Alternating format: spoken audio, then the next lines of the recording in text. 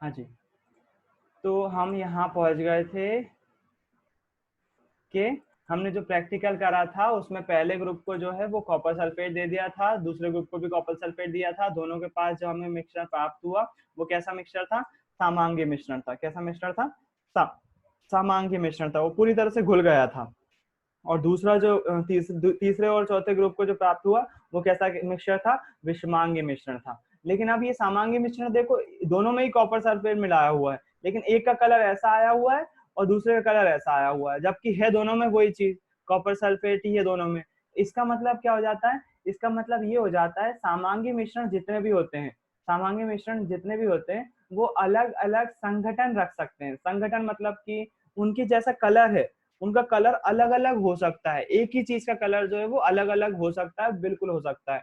जैसे उदाहरण के लिए आप मान लीजिए पानी में नमक घोल रहे हैं, पानी में अगर नमक घोल रहे हैं, स्टार्टिंग में ज्यादा कुछ कलर में फर्क नहीं आएगा, ट्रांसपेरेंट ही दिखेगा पानी। लेकिन जैसे जैसे आप नमक घोलते जाएंगे, ज्यादा होते जाएगा, तो उसका पानी हल्का सा भदबूतरा तो होने वाला है, थोड़ा सा कलर जो है वो चेंज हो जाएगा। इसका मतलब ये नहीं कि वो सामान्य मिश्रण नहीं रहा, सामान्य मिश्रण अलग अलग संगठन रख सकते हैं। ये प्रैक्टिकल दिखाने के लिए ही था, ये प्रैक्टिकल दो चीजें बताने के लिए था आपको। पहला तो जो मिक्सचर होते हैं वो दो प्रकार के होते हैं, सामांगी मिश्रण और विषमांगी मिश्रण, है ना।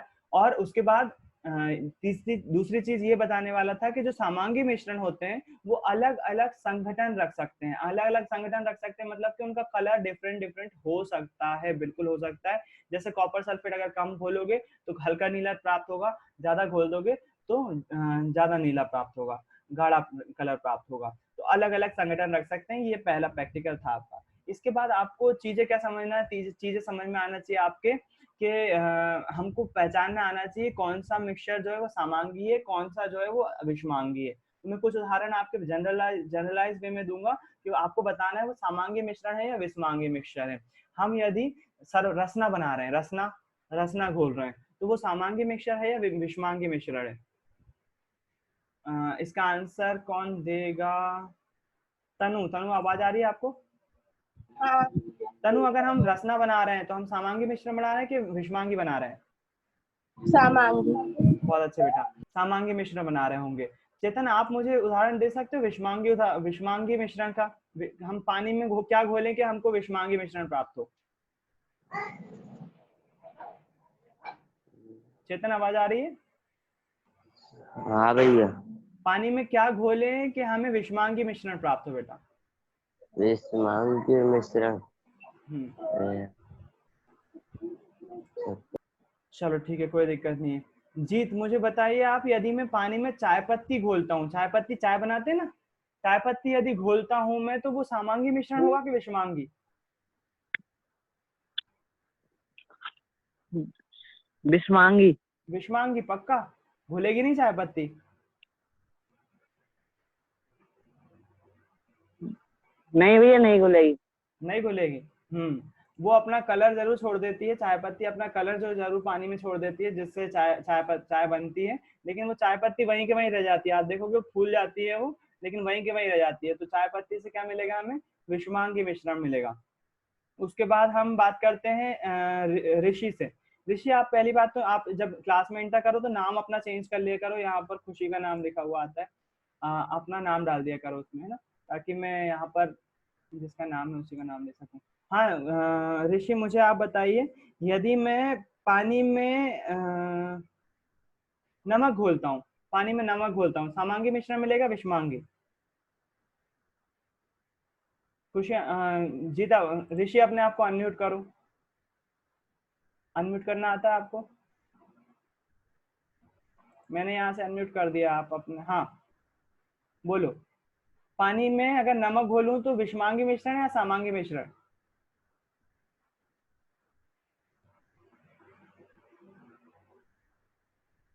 चलो कनेक्ट नहीं हो पा रहे। नमक यदि हम पानी में घोलते हैं तो कैसा मिश्रण प्राप्त होगा हमको? समांगी मिश्रण प्राप्त होगा। अगर मैं पानी में अगर लोहे की छीलन घोलूं तो घुल पाएगी क्या लोहे की छीलन? बिल्कुल नहीं, बिल्कुल भी नहीं घुल पाएगी। और जरूरी नहीं है हर बार पानी में ही घोला जाए, अगर लोहे की छीलन आप रेत में घोल रहे हो तो भी वो आपस में नहीं मिल रही है, वो भी क्या होगा? विषमांगी मिश्रण ही होगा।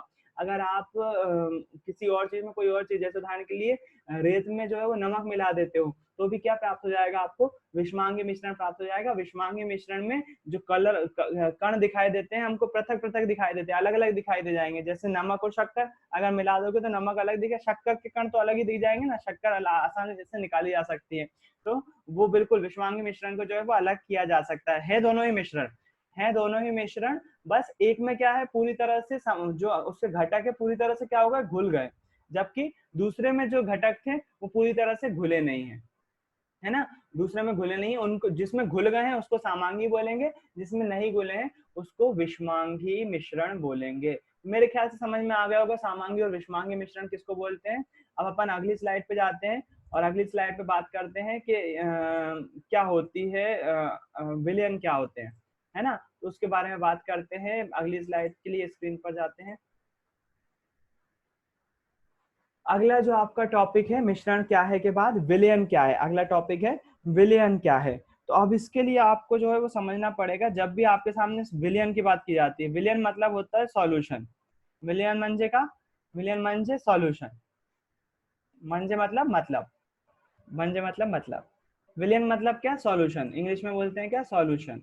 तो सॉल्यूशन का नाम लेते से हमारे दिमाग में एक बात क्लिक होती है, सॉल्यूशन मतलब तो पानी होता है पक्के में, है ना। सॉल्यूशन मतलब क्या, पानी। हमारे दिमाग में अगर आपके दिमाग में क्लिक नहीं होती है तो नॉर्मली सॉल्यूशन का मतलब क्या हो जाता है, पानी में किसी चीज को घोल दो, जैसे पानी में शक्कर घोल दो तो शक्कर का सॉल्यूशन बन जाएगा, पानी में ग्लूकोज घोल दो तो ग्लूकोज का सॉल्यूशन बन जाएगा। और वही ग्लूकोज जो है वो आपको बॉटल के रूप में चढ़ाया भी जाता है ना। जब आपको एडमिट हो जाते हो, जब आप यदि किसी बीमारी से ग्रसित हो जाते हो तो आपको जब बॉटल चलाई जाती है तो उसमें ग्लूकोज ही होता है, पानी में ग्लूकोज घोल सकते हैं। पानी में नमक घोल दिया तो वो नमक का विलयन बन गया या नमक का सॉल्यूशन बन गया। पानी में यदि सोडा घोल दिया तो वो सोडा वाटर बन गया, है ना। तो वो सभी जो है सॉल्यूशन जो है लगभग लगभग उसकी पानी वाली अवस्था में होता है, जबकि ऐसा नहीं है।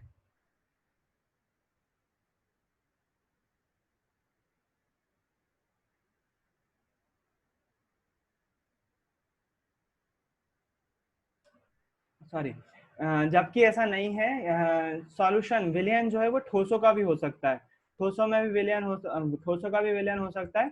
ठोसों को यदि हम गलाएं, ठोसों को यदि गलाएं तो विलयन प्राप्त किया जा सकता है।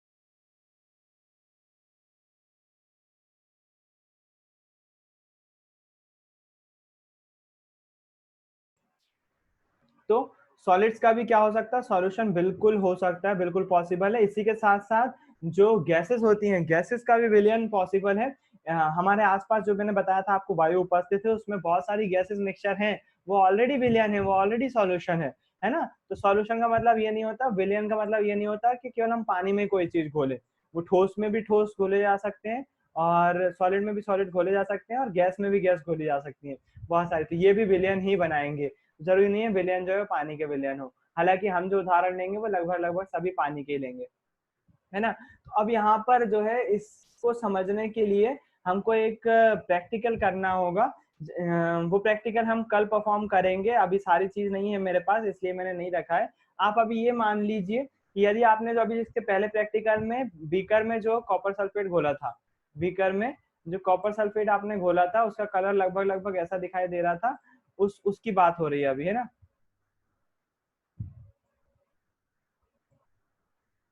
जो बीकर में आपने कॉपर सल्फेट घोला था वो कुछ ऐसा दिखाई दे रहा था, उसने क्या बनाया था, उसने बनाया था विलयन। यही क्या था, यही सॉल्यूशन था, है ना। तो अब बात कर रहे हैं हम विलयन के कुछ गुणों की, कि विलयन कौन कौन से गुण प्रदर्शित करता है। सबसे पहला गुण जो है विलयन का वो है विलयन एक सामांगी मिश्रण है। कैसा मिश्रण है, सामांगी मिश्रण है। तो आपको देखो दिखाई दे रहा है पूरे तरह से घुला हुआ है यहाँ पर कॉपर सल्फेट, तो ये कैसा मिश्रण है, सामांगी मिश्रण है। उसके बाद लिखा हुआ है विलयन के कणों का आकार 1 नैनोमीटर से भी छोटा होता है। अब ये नैनोमीटर क्या होता है, पहले तो ये सब बदले हम, 1 नैनोमीटर क्या होता है। नैनोमीटर बोलते हैं हम एक लंबाई की इकाई है, हम जैसे मीटर में नापते हैं ना, मीटर में कोई चीज नापते हैं कि नहीं, 1 मीटर बराबर से कितना होता है, 1 मीटर बराबर से लगभग लगभग हमारे पूरे हाथ का इधर से लेकर इधर तक का हिस्सा होता है, 1 मीटर होता है ना। 1 मीटर में कितने सेंटीमीटर, तो 100 सेंटीमीटर। आपका जो स्केल होता है वो 15 सेंटीमीटर का होता है।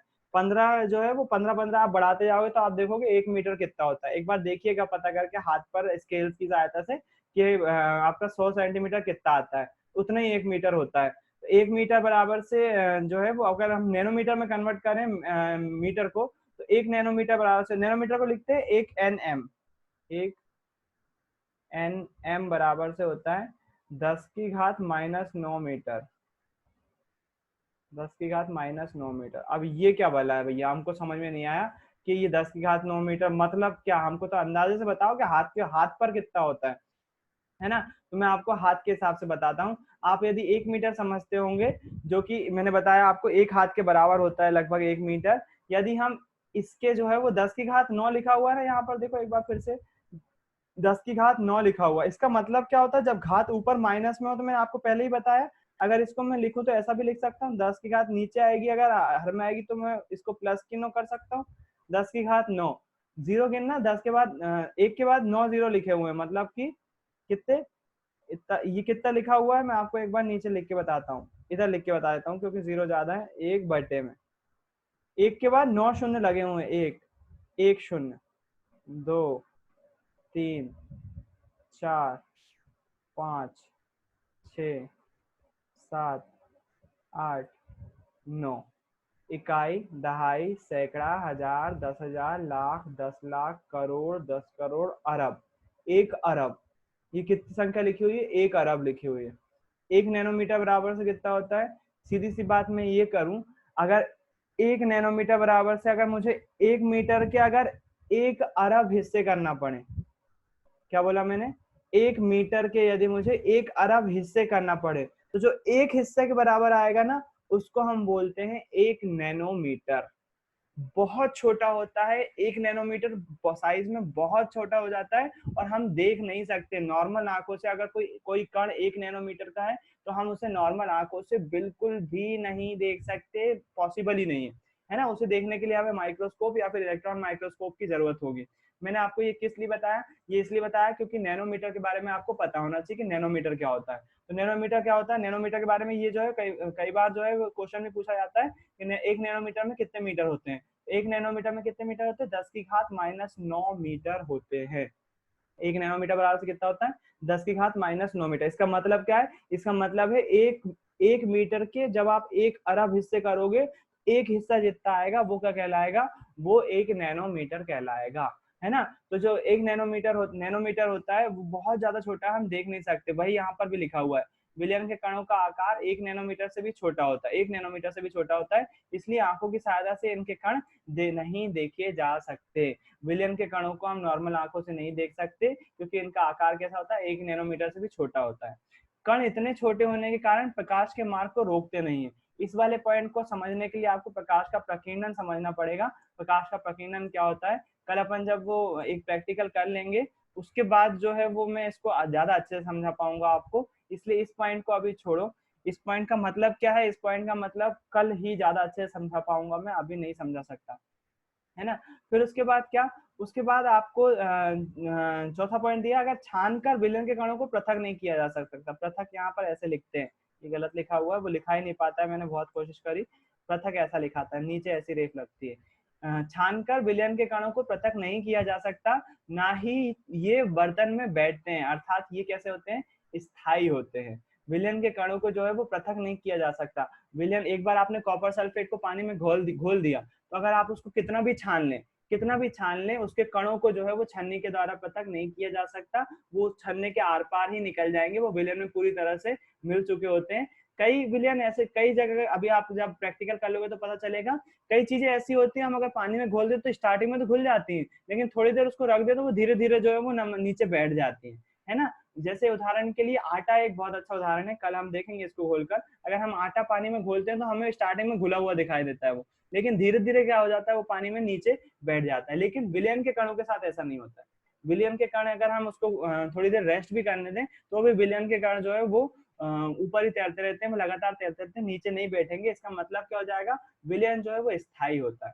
तो विलयन के गुण, आपको कुछ गुण अभी याद रखो। एक वो प्रकाश वाला गुण मैं कल समझाऊंगा, प्रैक्टिकल जब करेंगे अपन टिंडर प्रभाव समझेंगे, टिंडर प्रभाव क्या होता है ना, वो समझेंगे तब वो वाला समझ में आ जाएगा। उसके पहले हमको एक और प्रैक्टिकल करना है, हमको निलंबन और कोलाइडी विलयन के बारे में पता करना है, उसके बाद ही टिंडर प्रभाव हम देख पाएंगे, है ना। तो कल प्रैक्टिकल करेंगे क्लास में, उसके बाद आपको ज्यादा अच्छे समझ में आएगा। अभी के लिए क्या याद रखना है आपको, विलयन के तीन गुण कौन कौन से हैं। पहला, विलयन जो है वो एक कैसा विलयन है, समांगी मिश्रण है। विलयन कैसा है, समांगी मिश्रण। कॉपर सल्फेट घोला ना अपन ने तो घुल गया पूरी तरह से, समांगी मिश्रण है। दूसरा, इसके कण इतने छोटे होते हैं कि उनका साइज नैनोमीटर में होता है और वो हम नॉर्मल आंखों से नहीं देख सकते। इसके कण कितने छोटे होते हैं, बहुत छोटे होते हैं, जिसके कारण से क्या होता है, इसके हम जो है वो इसके कणों को अपनी नॉर्मल आंखों से नहीं देख सकते। दूसरा गुण ये होगा। तीसरा वाला मैंने स्किप करने का बोला, कल बताऊंगा उसको। प्रकाश का मार्ग दर्शन नहीं बनाते इसके कण, है ना, प्रकाश का मार्ग दिखाई नहीं देता है इसमें, तो वो छोड़ना है। चौथा क्या बोला था, चौथा मैंने बोला था कि ये क्या करते हैं, ये जो है वो छानने से अलग नहीं किए जा सकते। यदि हम इसको छानेंगे तो इसके कणों को पृथक नहीं किया जा सकता है। ये केवल जो अगर इनको हम खाली भी छोड़ दें, कुछ देर के लिए छोड़ भी दें, तो भी इसके कण जो है वो नीचे नहीं बैठते हैं। मतलब ये कैसा विलयन है, ये स्थायी विलयन। विलयन जो है वो स्थायी होता है, ऐसा बोलो। विलयन कैसा होता है, स्थायी होता है। तो ये 4 पॉइंट है, जिसमें से एक पॉइंट जो है वो कल समझाऊंगा मैं प्रैक्टिकल के दौरान ही। तो कल अपन एक प्रैक्टिकल करेंगे, उसके बाद जो है वो आपको आसानी से समझ में आएगी बात, मैं क्या बोलना चाह रहा हूँ, कैसे बोलना चाह रहा हूँ। तो आज आपने विलयन के बारे में देख लिया, है ना। तो चैप्टर का इंट्रोडक्शन देख लिया। चैप्टर का इंट्रोडक्शन देखने के बाद जो है वो चैप्टर का इंट्रोडक्शन देखने के बाद आपने जो है वो उसके बारे में चर्चा भी कर ली, पहले 2 टॉपिक के बारे में। अब तीसरा टॉपिक शुरू करने से पहले मुझे एक वो प्रैक्टिकल करवाना बहुत जरूरी है। कल हम जो है वो टिंडर प्रभाव के बारे में देखेंगे, टिंडर प्रभाव क्या होता है, वो कैसे होता है। जब तक आपके लिए एक होमवर्क है, आपको क्या करना है, घरों में जैसे मैंने आपको बताया ना, चादर में से गड्ढा रहता है, तो वो गड्ढा में से वो प्रकाश किरण आ रही होती है ना, उस प्रकाश किरण की फोटो क्लिक करना है। फोटो क्लिक कर पाओगे आप? बहुत मुश्किल काम है, थोड़ा सा करके देखिएगा वो हो जाता है कि नहीं। नहीं तो एक और काम करके देखिएगा, अगर आपके घर में लेजर लाइट है, अगर घर में किसी के पास लेजर लाइट समझते हो ना, वो बच्चों की खेलने वाली आती है, वो ले लीजिएगा और उसको जो है वो आप एक कमरे में जो है वो एक स्थान से दूसरे स्थान पर चला के देखिएगा। तो उसको वो आपको दीवार पे जरूर दिख जाएगी, लेकिन रास्ते में जाती हुई नहीं दिखेगी, उसका मार्ग दिखाई नहीं देगा आपको। फिर आप क्या करिएगा, थोड़ा सा अगरबत्ती जला दीजिएगा उस कमरे में और धुआं कर लीजिएगा थोड़ा सा, और धुएं में फिर से जलाइएगा। तो आप देखेंगे कि लेजर लाइट का पूरी पूरी आपको यहाँ से लेकर, जहां से निकलती है वहां से लेकर जाती है। और हो सके तो इस चीज का फोटो क्लिक करिए या वीडियो बनाइए, कुछ भी बनाइए, जिसके कारण से आप ये दिखा सको कि लेजर लाइट का मार्ग जो है वो धुएं के कारण से जो है वो दिखाई दे जाता है। इसके कारण से कल मैं आपको टिंडर प्रभाव की व्याख्या कर पाऊंगा। तो आपको ये जो 2 काम दिए हैं, आप अगर कर सको तो बहुत अच्छी बात होगी। रिकॉर्डिंग में यही बंद कर रहा हूँ, आज की क्लास यही ओवर होती है।